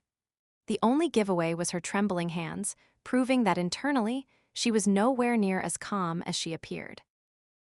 The rest of the Guan family surrounded her, watching her closely. Duan Kai sat right beside her, his face etched with worry. Shenzi walked over and asked, Miss Guan, how are you feeling? Like someone jolted awake from a long nightmare, Guan Yuling stared blankly at him for a moment before finally focusing. Thank you, I'm much better now. Shenzi pulled up a chair and sat directly across from her. Then, can we talk for a moment? Guan Yuling kept her head down, staring into her mug, and whispered yes. Shenzi cut straight to the point. Miss Guan, in the dead of night, why did you go out to the back courtyard all by yourself? Guan Yuling's body jerked violently, the recent horrors clearly still terrorizing her mind. After dinner, I felt a bit stuffy, so I just wanted to go outside for a walk. A walk, Guan Yuyang, standing nearby, couldn't help but yell in frustrated disbelief. Guan Tai immediately shot him a lethal glare, silently ordering him to shut his mouth. Shenzi raised an eyebrow. Oh, a walk. Guan Yuling actively avoided his probing gaze, remaining completely silent. Watching her expression, Shenzi knew instantly she had made up her mind to take her secret to the grave. Glancing at the clock, he saw it was already 10:00 p.m. He stood up and announced, it's getting late. Everyone should return to their rooms and rest. Miss Guan is likely still physically and mentally exhausted. I will speak with her again tomorrow. With the detective concluding the night, Guan Tai nodded. Everyone, back to your rooms. Whatever happens, we will deal with it tomorrow. Following the patriarch's orders, the family slowly dispersed. Shenzi and Jai Ziyu headed up to the 3rd floor. The moment they entered their room, Shenzi cleared everything off a small round table by the window. He pulled a blueprint from his pocket and smoothed it flat against the surface. Jai Ziyu leaned over, stunned. Captain, where did you get the architectural floor plans for the villa? I asked Uncle Guan for them this afternoon, Shenzi replied casually. That's not important. Focus on the layout. He tapped specific locations on the schematic. The villa has 3 floors. The 3rd floor is for guests. Aside from us, no one else is up here. The 2nd floor is strictly divided into a left and right wing, centered around the main staircase. The left wing houses the bedrooms of the 5 Guan siblings. The right wing is reserved for Guan Tai and Luo Shiwen. Luo Shiwen's room is directly opposite Guan Tai's, and the study is located at the far right end. Jai Ziyu analyzed the map and added, Guan Yuju's room is the furthest out on the left. Then comes Guan Yuling's, followed by Guan Yuyang's. Tucked deepest inside are Guan Yuetang's and Guan Yueti's rooms. Shen Zi broke down the logistics. Duan Kai said he stepped into the bathroom for just a moment, and when he came out, Guan Yuling was gone. Her room is sandwiched between Guan Yueti's and Guan Yuju's, with Guan Yuyang's directly across the hall. How did she manage to open her door and slip out without making a single sound to alert anyone nearby? You're right, Jai Ziyu realized. Why would she sneak out to the back courtyard in the middle of the night? Shen Zi pushed the theory further. The night Feng Lan was murdered, when we all went outside to check the phone lines, the jade vanished from this very table while we were gone. Yet today, it miraculously appears inside the temporary morgue. Are you saying Guan Yuling is the one who stole the jade? Jai Ziyu asked, but why would she take it? Shen Zi pulled the jade from his pocket and examined it closely. The legends Guan Yuyang told us about the Kingu jade are definitely not the whole truth. Feng Lan's death is absolutely tied to the curse of this jade. According to Yuyang, Jai Ziyu recalled, the Kingu jade supposedly protects the Guan family's business empire. In exchange, the price paid is the life of the eldest son. This sounds a lot like a ritualistic sacrifice. Sacrifice? Both men uttered the word simultaneously, exchanging a knowing smile.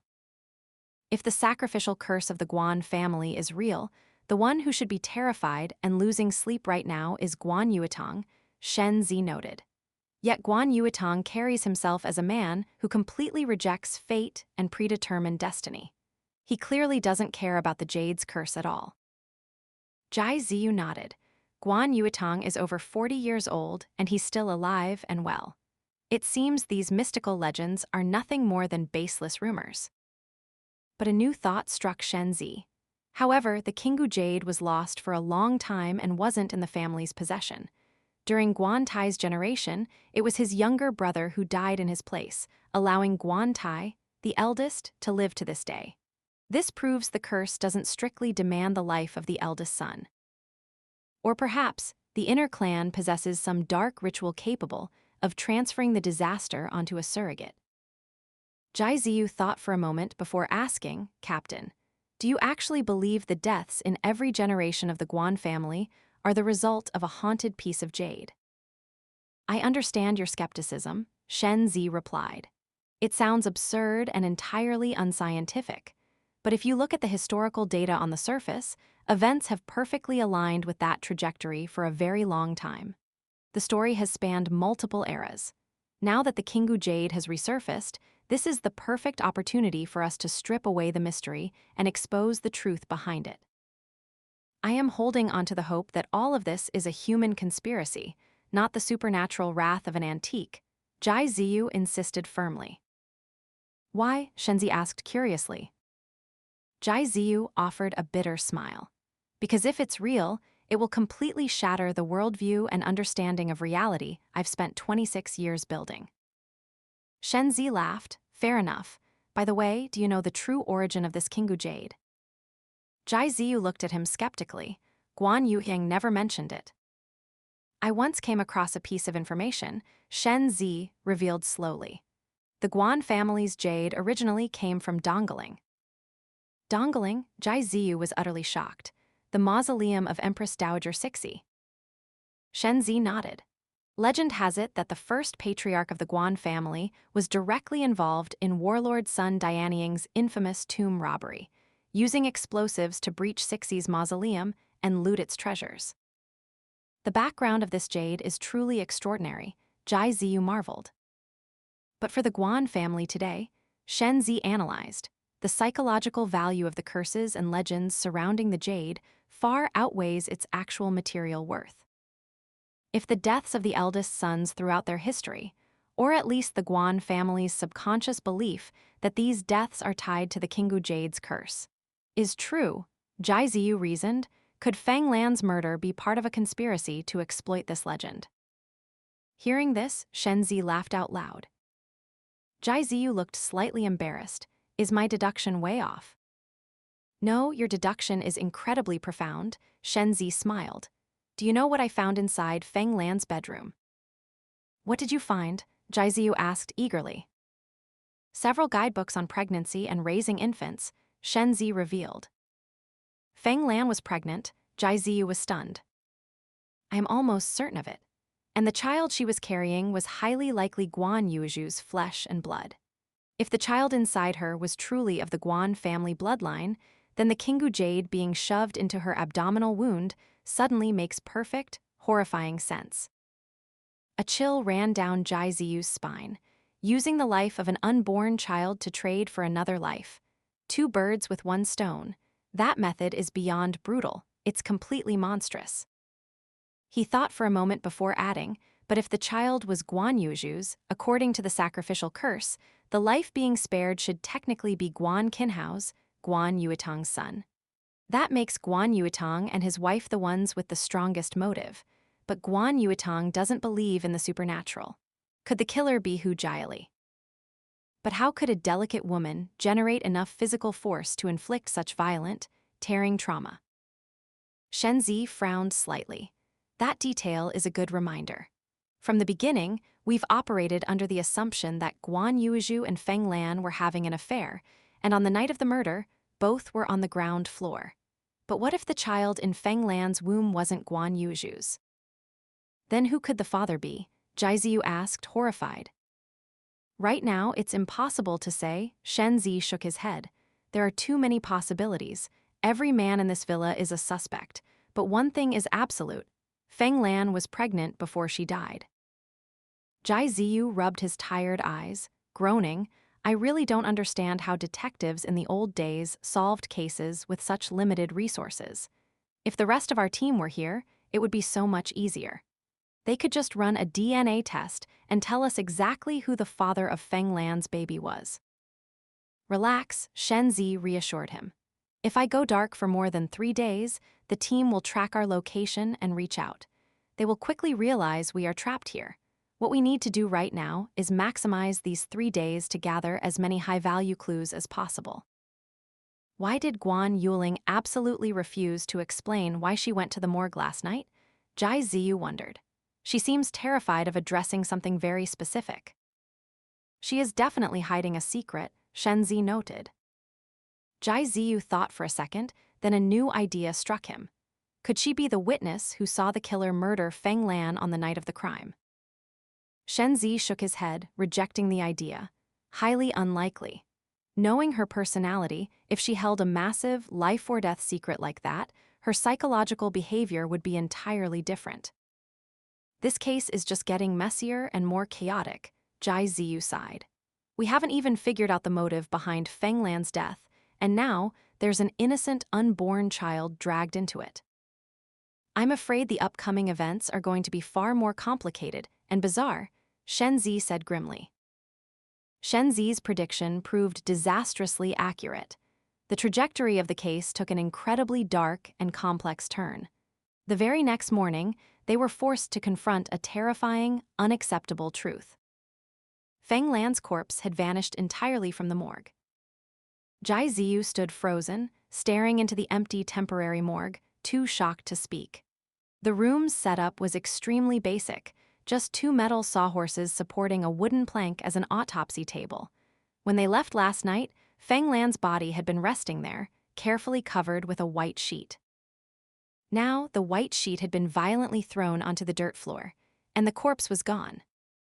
Shenzi immediately strode off to find Luo Shiwen to clarify the situation.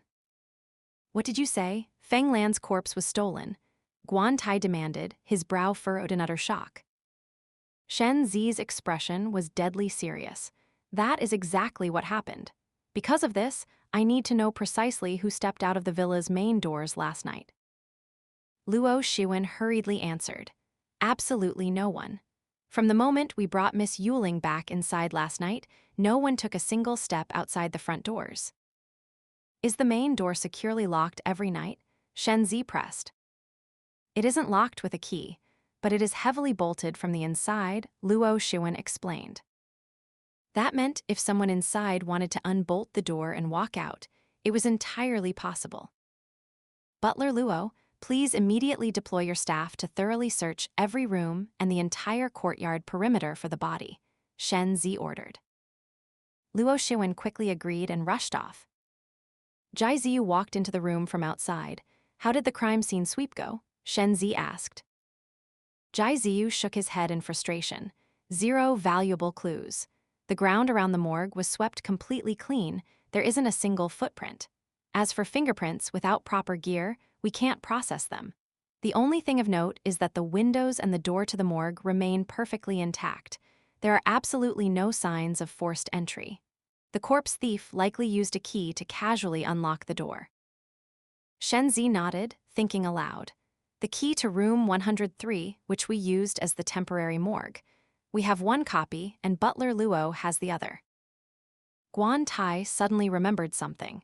There is definitely a third spare key kept in the family's main storage room. Let's go check it out, Shen Zi decided. Shen Zi and Jai Ziyu immediately headed toward the main storage building to find the third key. The main storage was located right next to the temporary morgue behind the villa. It was a small 2-story structure, with most rooms used to hoard decades' worth of miscellaneous items. The master key room was centrally located on the first floor. Shen Zi had Luo Shiwen unlock the main storage for them. Once inside, they found that the area for spare keys was prominently displayed. Several hooks were nailed to the side wall, holding clusters of key rings. Shen Zi lifted one ring and examined it closely. Each key had a room number clearly engraved on it. He turned to Jai Ziyu. What was the room number of our temporary morgue? Room 103, Jai Ziyu replied. Shen Zi flipped through the cluster. The hook that should have held the key for room 103 was completely empty. The key had been taken. They placed the ring back on the hook and walked out. The key to the main storage is exclusively held by Luo Shiwen, Jai Ziyu pondered. How and when did the corpse thief manage to steal the key for room 103? Our decision to commandeer room 103 as a morgue was a spontaneous decision made yesterday afternoon, Shen Zi analyzed. Therefore, the theft of key 103 had to occur after that point. Jai Ziyu sighed. Then we have a massive problem. From the moment the morgue was set up until now, the main storage door has been opened countless times for people fetching supplies. The window of opportunity is simply too large. It will be nearly impossible to narrow down who took it. Shen Zi remained silent. Suddenly, he reached out, grabbed Jai Ziyu's arm, and yanked him a step backward, dragging him into a blind spot. He raised a finger to his lips, demanding absolute silence. From the hallway outside, the muffled sounds of a man and a woman arguing drifted into their ears. You just love playing the good guy, don't you?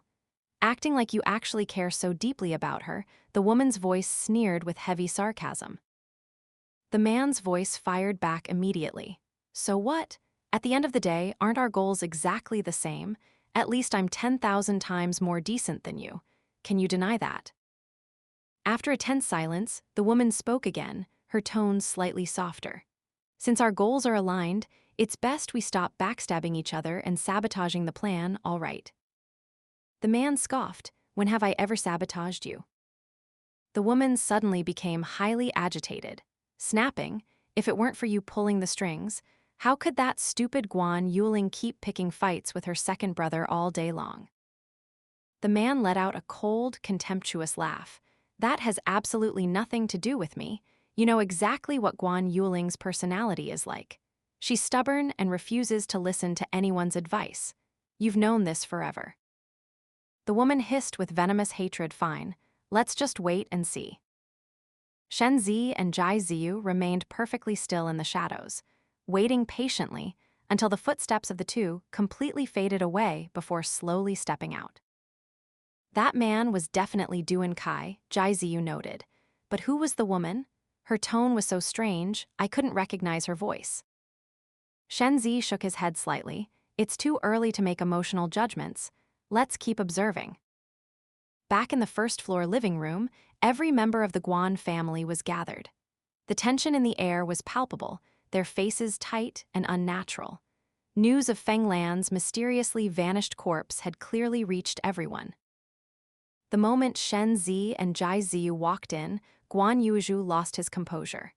He shot up from his seat, demanding frantically, "Mr. Shen, what on earth is going on here? How does a dead body just evaporate into thin air?" "I am just as eager to find the answer to that as you are," Shen Zi replied calmly. From the corner of the room, a contemptuous sneer rang out. Guan Jinfei opened his mouth, his tone dripping with disdain. "Everyone talks about how legendary and miraculous your special investigation task force is. So why are you acting so utterly useless right now? For all we know, the real killers behind all this are the two of you, playing a game of catch the thief while hiding the loot." Guan Tai slammed his hand on the table, roaring furiously, "Guan Jinfei, who taught you to speak to your elders like that? Interrupting a conversation with such disrespect. You have absolutely no manners and no respect for the family rules." At 15, Guan Jinfei was in the rebellious throes of puberty. Though his face remained flushed with stubborn resentment, he yielded to the crushing authority of the patriarch, clamping his mouth shut and refusing to say another word. Shen Zi cleared his throat and addressed the room with commanding authority. "I know everyone is anxious and desperate to uncover the truth, to find out who the killer is and what drove them to act so brutally. I will now disclose two core pieces of evidence I have gathered.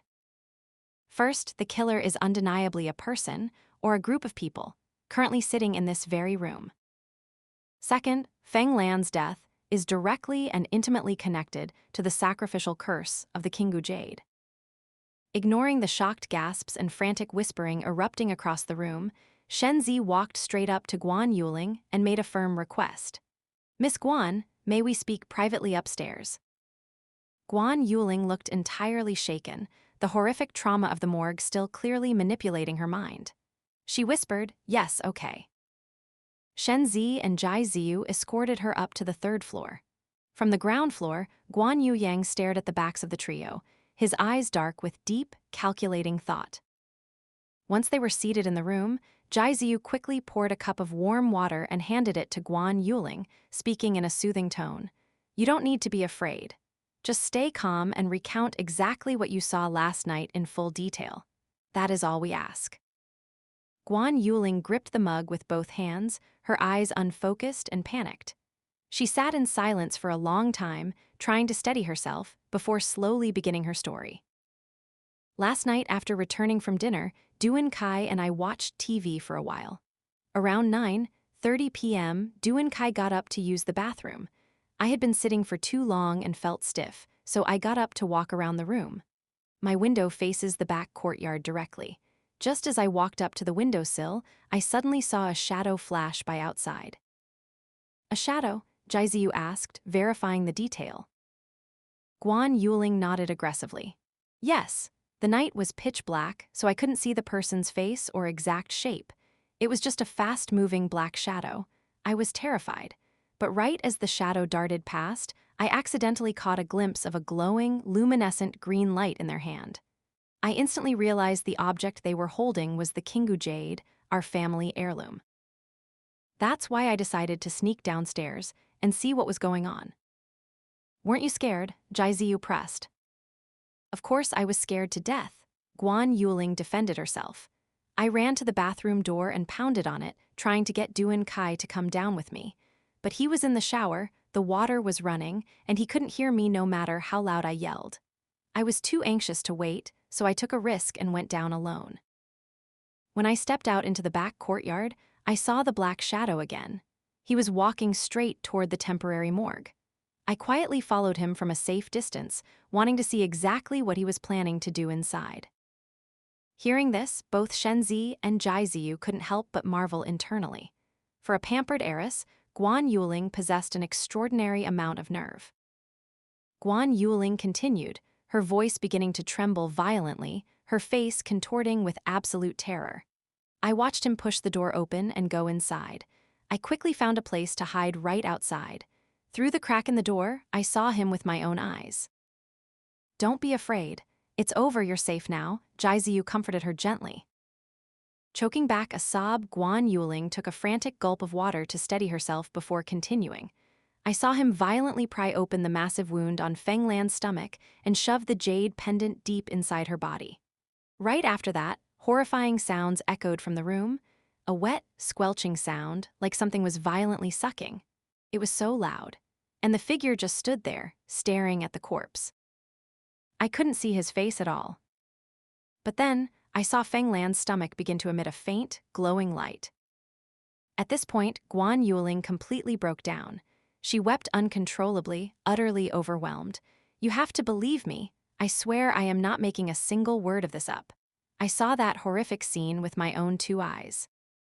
Shenzi gently handed her a tissue and asked, "And what happened next? Why did you faint and end up huddled in the corner of the morgue?" Guan Yuling shook her head frantically, her face blank. "I really can't remember. I vaguely recall the figure turning his head to look back, but after that, my mind goes completely blank. I don't retain a single memory. By the time I fully regained consciousness, the 2 of you were already pushing the door open." "Are you absolutely certain you didn't see even a fraction of his face?" Shenzi asked one final time. Guan Yuling shook her head with absolute conviction. "I couldn't see his face at all. All I can tell you is that he was quite tall. He was dressed in entirely pitch-black clothing from head to toe, and he was wearing a black baseball cap, the kind that's attached to a hoodie." Shenzi nodded, recording the details. "All right, I have a clear picture. Have you breathed a word of this to anyone else besides us?" "No, absolutely not," Guan Yuling confirmed. "Good. From this moment until the case is solved, you are to keep this an absolute secret. Do not tell a single soul," Shenzi instructed sternly. Guan Yuling nodded frantically in agreement. Jai Ziyu stood up and escorted her out of the room. When Jai Ziyu returned, Shenzi was sitting in deep, analytical thought. Jai Ziyu pulled up a chair next to him and asked, "How credible do you think her testimony is?" "Half truth, half lie. About 90% of it is embellished," Shenzi declared in a low voice. Jai Ziyu looked at him, bewildered. Shenzi explained she swore she was standing inside her lit room, looking through the window glass and saw a shadow sprint across the pitch-black back courtyard at midnight. Think about it. In the dead of night, there are no lights on in the courtyard, yet she is standing in a brightly lit room. If you were in her position, looking at that window pane, what would you see first? Jai Ziyu's eyes widened in realization. "I would see my own reflection." Exactly. The disparity in light intensity between the inside and outside is too extreme. That window was effectively a one-way mirror. Unless she pressed her face directly against the glass and cupped her hands around her eyes to block out the room's light, there is no way she could see the dark courtyard outside. Furthermore, her room is on the 2nd floor. Yet she swears she saw a shadow darting across the grounds with perfect clarity. So she was lying from the very first step. Jai Ziyu gasped. What about the bizarre events at the morgue? The subsequent events she described, while highly exaggerated and colored with mystical elements, are likely true at their core, Shenzi analyzed. It's just that, in her sheer terror while recounting them, she subconsciously layered on fabricated, hallucinatory details. If we strip away the subjective, supernatural elements, Shenzi continued, the core truth remains. Meaning she actually did follow a mysterious figure to the morgue, Jai Ziyu deduced. Could that person be the real killer?